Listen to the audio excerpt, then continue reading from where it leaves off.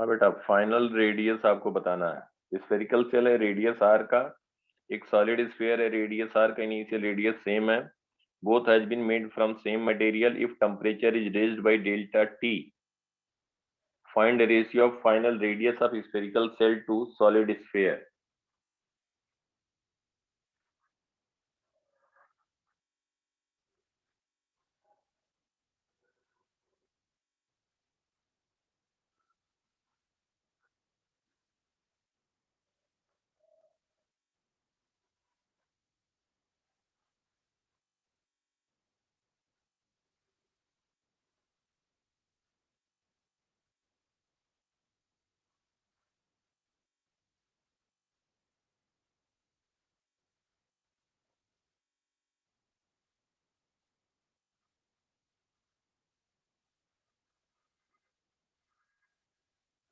देखो अब बेटा, देखो कुछ नहीं है, कुछ नहीं है, देखो ध्यान से।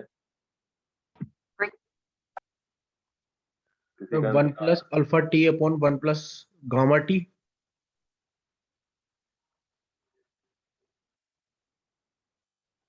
तो बेटा अल्फा गामा कहीं क्वेश्चन में दिया, पहले देखो। जो भी अगर आंसर होगा, वैसे भी मैं एक चीज बता दूं कि जब क्वेश्चन जो दिया जाता है हमेशा आंसर उसी के टर्म में होगा। तो यहाँ पे डेल्टा टी टेम्परेचर रेंज दिया और आर इनिशियल इसका दिया है रेडियस। इसका मतलब जो फाइनल आएगा उसमें हम अपनी तरफ से कोई भी बेटा क्वांटिटी में इंट्रोड्यूस करके रिजल्ट नहीं निकालेंगे। बात समझ में आ रही है ना? जो यस भी सर। गिवन रहेगा, जो भी गिवन क्वांटिटी रहेगी, फाइनल रिजल्ट उसी के टर्म में चाहिए, या वो टर्म भी ना रहे, लेकिन अपनी तरफ से हम कोई इंट्रोड्यूस नहीं करेंगे। ना यहाँ अल्फा के बारे में कुछ कहा गया, ना गामा के बारे में कहा गया।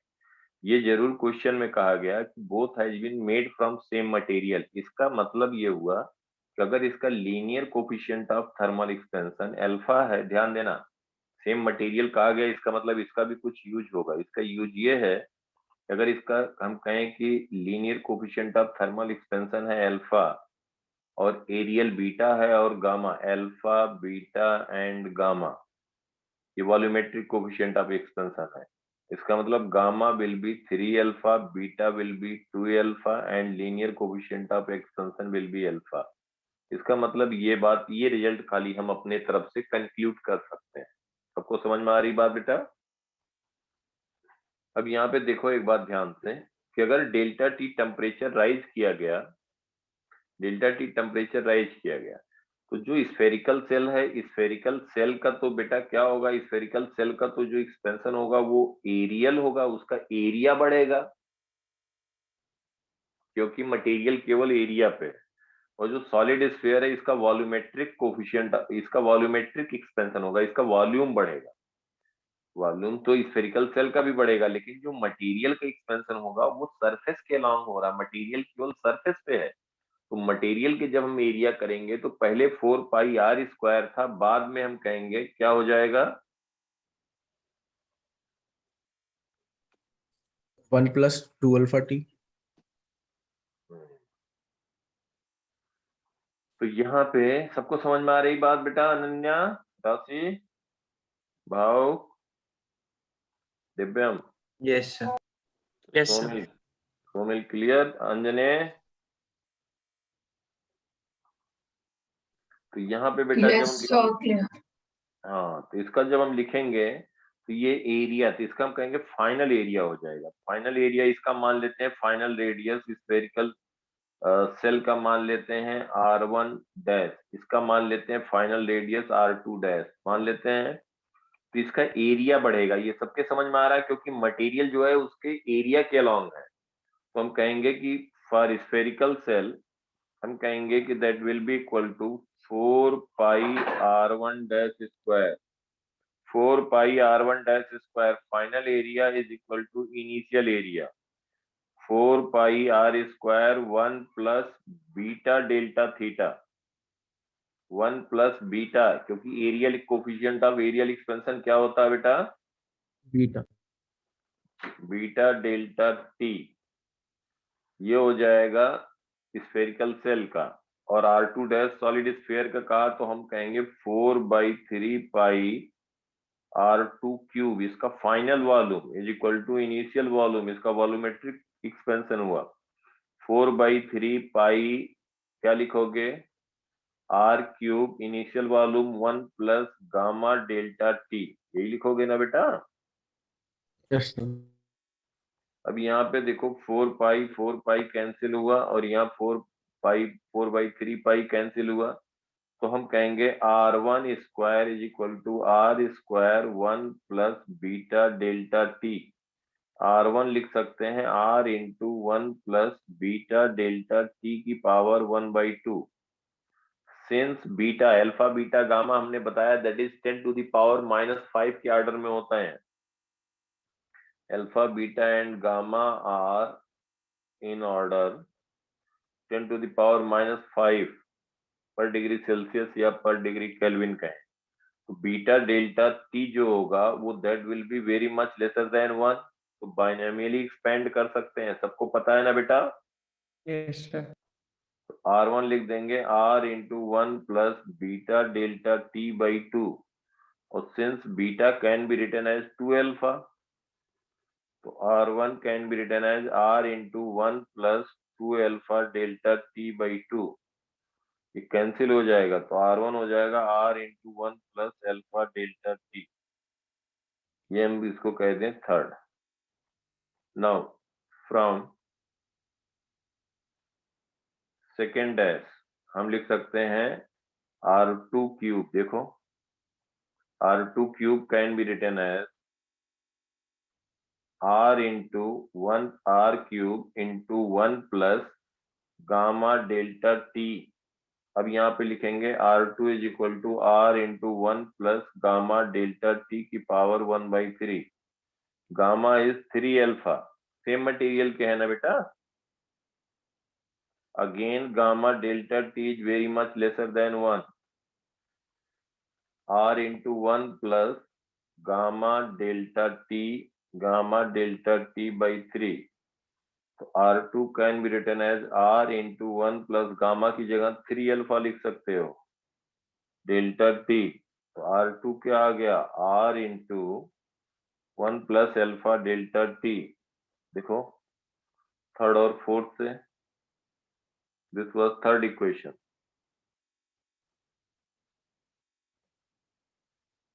बोलो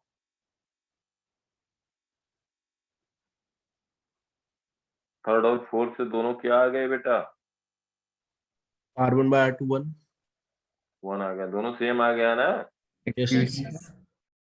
सेम आ गया इसलिए आ गया कि दोनों का टेम्परेचर कहा गया डेल्टा थीटा राइज किया गया, दोनों का टेम्परेचर डेल्टा थीटा राइज किया गया, इसका मतलब सॉलिड स्फीयर ज्यादा हीट एब्जॉर्ब किया होगा ना।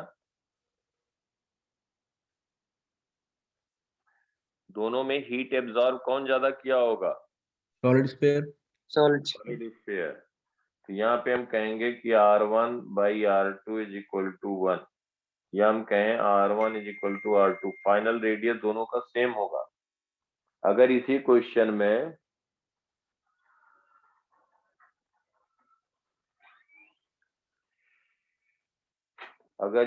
ये कहा जाए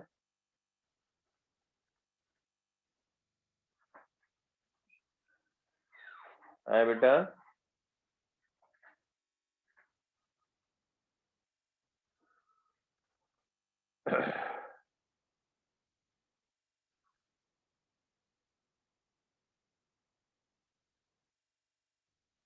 अगर इसमें बेटा ये कहा जाए R1 is equal to R2, देखो ध्यान से R1 is equal to R2, इसका मतलब दोनों का फाइनल रेडियस सेम होगा। अगर कहा जाए दोनों स्फीयर में हम सेम अमाउंट की हीट अगर देते हैं, सेम अमाउंट हीट देते हैं, तो क्या होगा, किसका रेडियस ज्यादा होगा, शेल का। है शेल का। हाँ। अगर दोनों को ध्यान देना, सब लोग ध्यान दो, अगर सेम अमाउंट हीट प्रोवाइड करेंगे तो सेल का रेडियस ज्यादा इंक्रीज करेगा, क्यों, क्योंकि उसका टेम्परेचर ज्यादा बढ़ेगा। यहाँ पे लिख लो, इसमें अभी क्या था कि दोनों का टेम्परेचर राइज सेम था, तो अगर हम कह दें if heat supplied to spherical cell spherical cell and solid sphere. If heat supplied to spherical cell and solid sphere, both will be same, then temperature rise of spherical cell will be more. So radius of cell will be more than radius of solid sphere. समझ में आया सबको? बोलो। Yes. अब देखो आगे next. अगर हम कहें कि जैसे मान लो कि कोई लिक्विड, हम यहाँ पे कह रहे हैं effect of temperature on upthrust, basically हम डिस्कस करने जा रहे हैं इफेक्ट ऑफ टेम्परेचर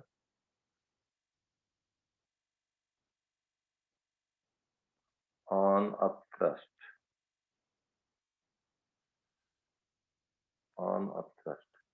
अगर मान लो कि कोई लिक्विड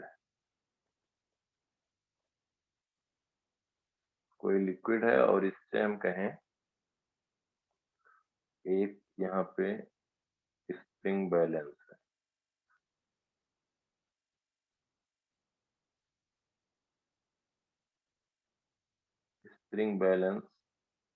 है, और ये इससे एक स्फीयर अटैच्ड है।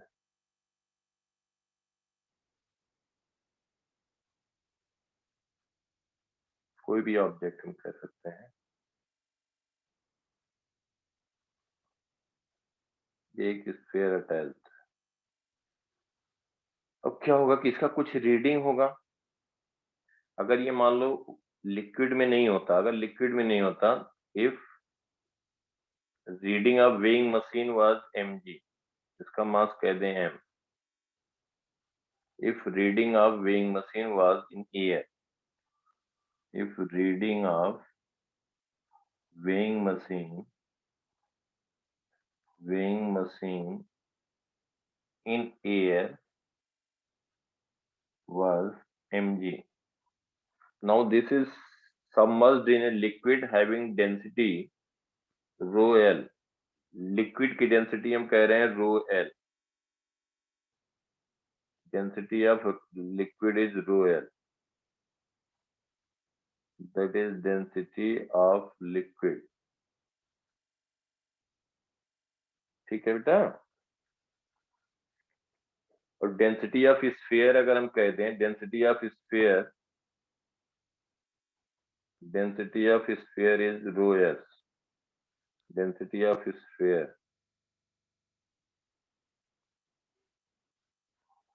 अब अगर हम कहें ये लिक्विड के अंदर इसको सबमर्ज किया गया, अब इसका बॉइंट फोर्स क्या होगा? अब इसका रीडिंग क्या होगा पहले ये बताओ। रीडिंग क्या बता दोगे? mg minus rho liquid into v into g. Yes, sir. Yes, sir. तो रीडिंग ऑफ वेइंग मशीन अभी हो जाएगा पहला point. Reading of weighing machine जो होगा, बिल्कुल सही बात है, reading of weighing machine in liquid जो होगा, वो पहले mg था रीडिंग। बेटा रीडिंग जब एयर में था तो ऑब्वियसली जब एयर में था तो जो इस पे टेंशन लग रहा था mg नीचे था, वही स्प्रिंग बैलेंस को ये पुल कर रहा था जब एयर में था। और स्प्रिंग बैलेंस यहाँ कहीं पे स्प्रिंग बैलेंस, ये हम कहते हैं स्प्रिंग बैलेंस, इसको T डाउनवर्ड लगा रहा था तो ये रीड कर रहा था mg और T की वैल्यू था mg एयर में। जैसे लिक्विड के अंदर आया, इस पे एक बॉयंसी फोर्स लगा, बॉयंट फोर्स लगा अपवर्ड डायरेक्शन। तो बॉयंट फोर्स जो लगेगा, बॉयंट फोर्स क्या कह देंगे FB, तो वो उतना रीडिंग कम हो जाएगा। तो mg minus buoyant force FB या आप थ्रस्ट कहें, mg माइनस बॉयंट फोर्स होगा वेट ऑफ लिक्विड डिस्प्लेस, जिसका मास m है और डेंसिटी है rho s कि वॉल्यूम हो गया volume of liquid displace into density of liquid, this is mass of liquid displace into g. ये समझ में आया सबको? Yes, sir.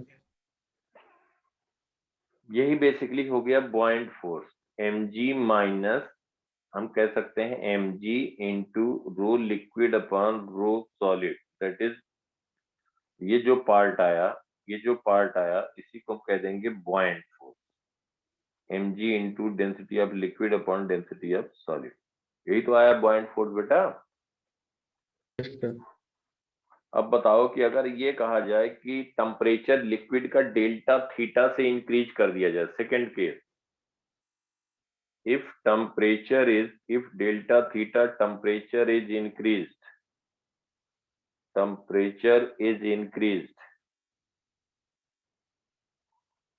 of liquid, then reading of weighing machine will be, then find reading of weighing machine.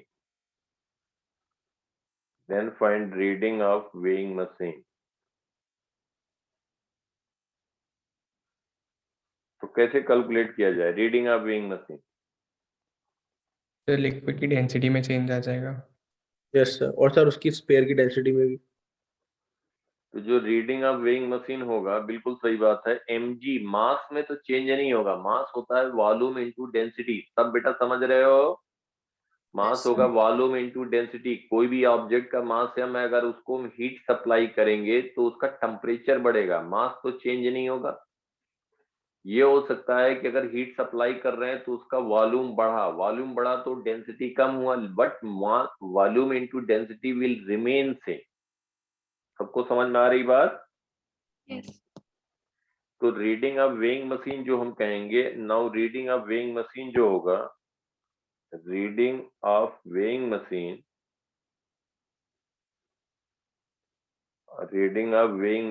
will be equal to mg minus mg density of liquid upon density of solid. mg वाला term बेटा change नहीं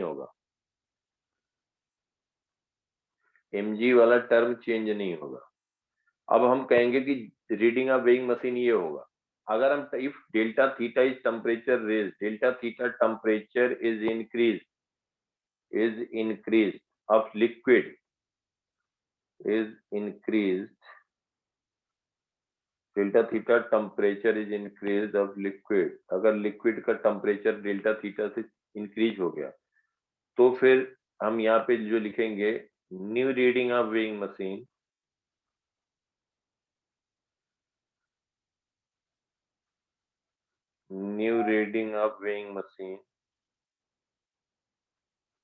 वो क्या हो जाएगा बेटा, mg minus mg density of liquid, क्या कह दोगे? डेंसिटी हमेशा क्या होता है जब टेम्परेचर बढ़ता है? Increased.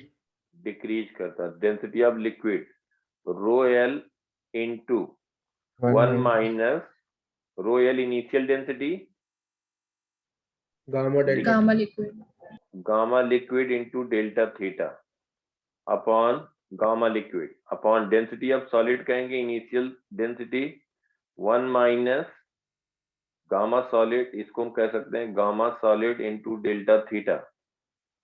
Gamma l and gamma s are volumetric coefficient of expansion for liquid and solid, इसको हम कहते हैं gamma liquid volumetric coefficient of expansion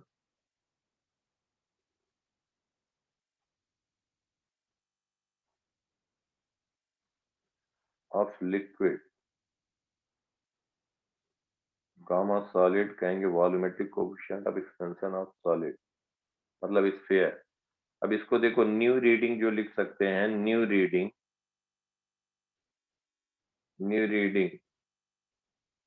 हो जाएगा mg minus mg।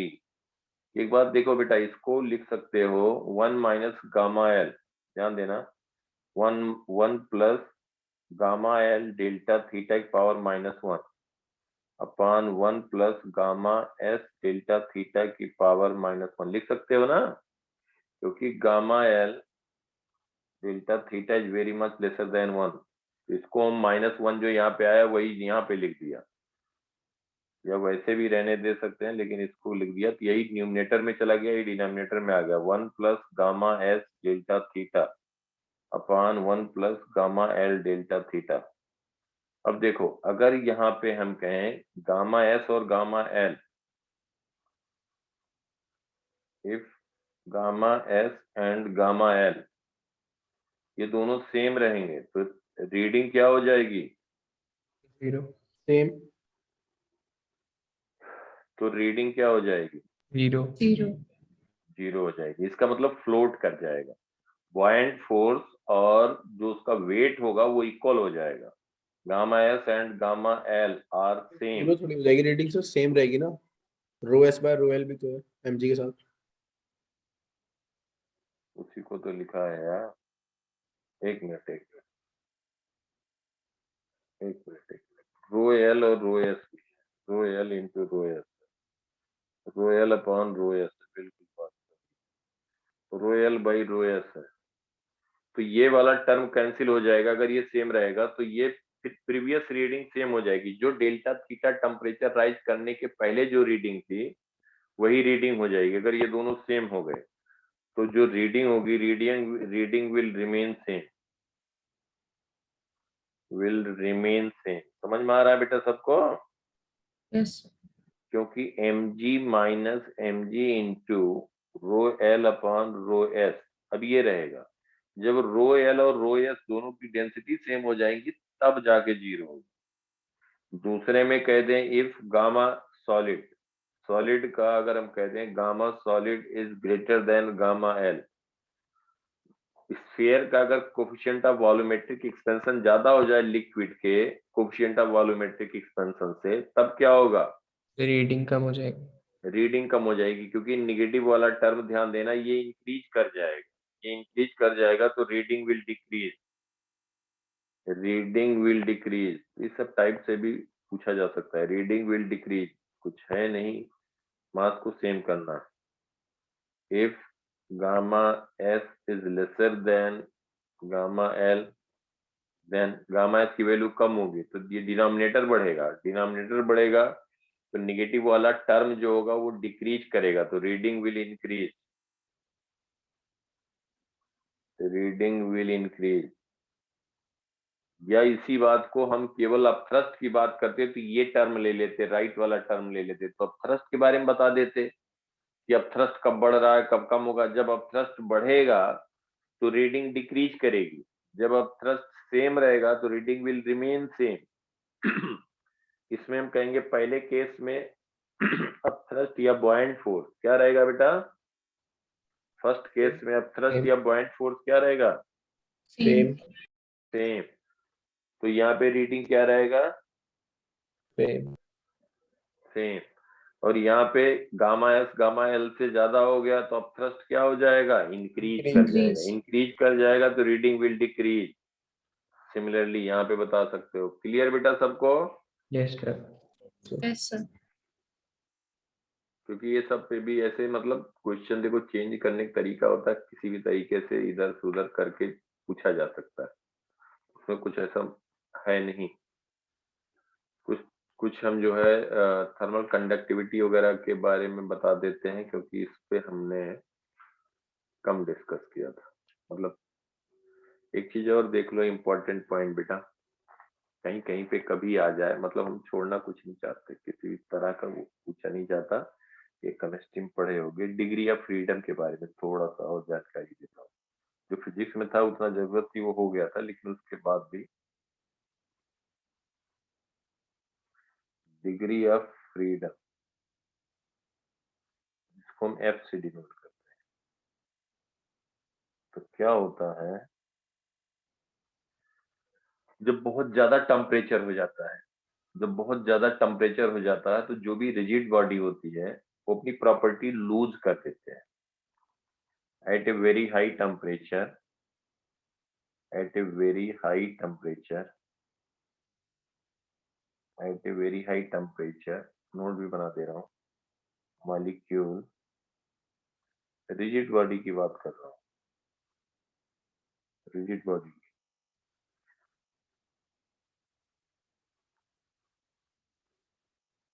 rigid body loses its property.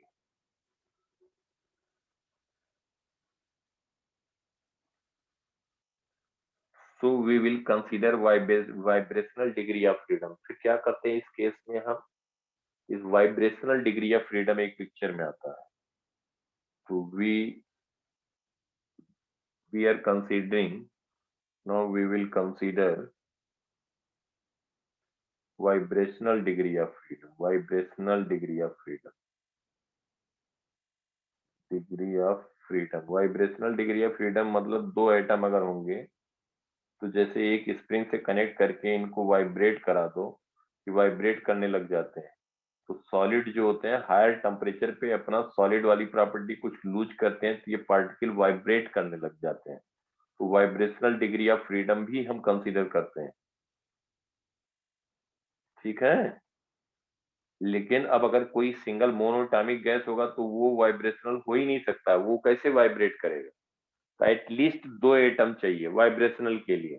तो इसके लिए हम क्या कहते हैं, टोटल डिग्री ऑफ फ्रीडम. अगर हम कह दें suppose that molecule having an atom, for molecule having an atom,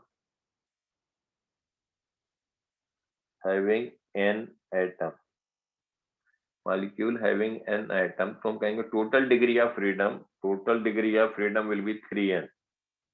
Total degree of freedom will be 3n, जिसमें 3n क्यों हुआ? क्योंकि each atom having 3 velocity. Since each atom having 3 velocities,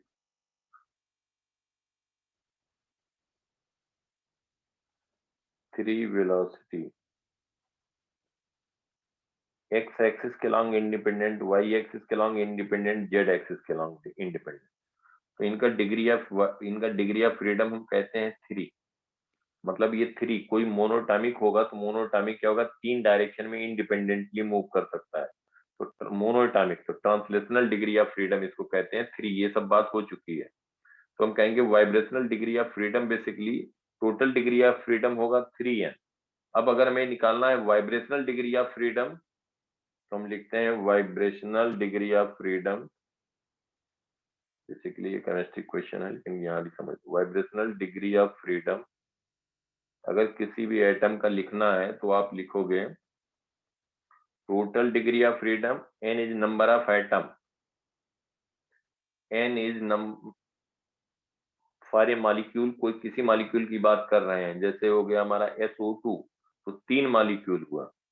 CO2 linear होता है, CO2 है polyatomic more than 2 but it behaves like a diatomic. CO2 बता चुका हूं, इसका स्ट्रक्चर स्ट्रेट होता है ना. Yes, sir. तो vibrational degree of freedom 3n minus translational minus rotational minus rotational, ये होता है वाइब्रेशनल डिग्री ऑफ फ्रीडम जो हम लिखते हैं. वाइब्रेशनल डिग्री ऑफ फ्रीडम अगर हमें कैलकुलेट करना है तो हम यहाँ से लिखते हैं. अब देखो जैसे मोनोटॉमिक के लिए हम बात करें, फॉर मोनोटॉमिक